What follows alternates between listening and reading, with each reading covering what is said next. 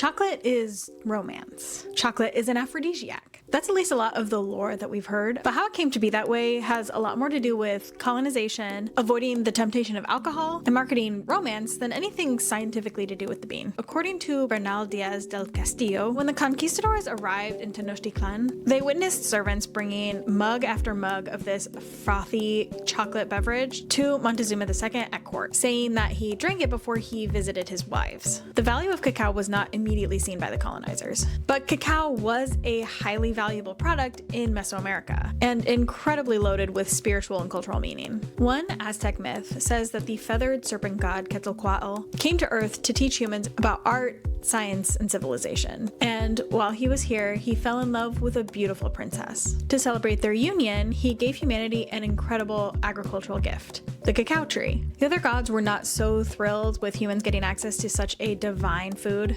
So in classic jealous god fashion, they murdered the princess in revenge. Quetzalcoatl was devastated. His tears fell to the earth and grew a cacao tree, with fruit described as bitter like suffering, strong like virtue, and red like the blood of the princess. So, at least in Aztec culture, cacao and the symbolic drinks made from it were heavily associated with the human heart and human blood. For some rituals, the ground cacao was even mixed with achote to make it the color of blood. In some Mayan wedding ceremonies, couples shared a cacao gourd to symbolize the mixing of their blood. But because cacao was so highly valuable, in the case of wedding ceremonies, this symbolism of blood was really more about alliances than romance. And in the case of Montezuma and his wives, plus his household staff, it seems that the stimulation from caffeine was what they were after. Cacao eventually made its way to Spain and then to other European countries, prepared in the way that the colonizers stole from indigenous Americans. And it took several decades before anyone made it into a bar rather than a sweetened beverage. Because it was so expensive, it was a luxury, not really associated with romance. That changed in Victorian England. There were several competing chocolate businesses, all owned by Quakers, that dominated the chocolate business. And their mission with their tasty chocolate beverages was to entice people away from the temptation of alcohol.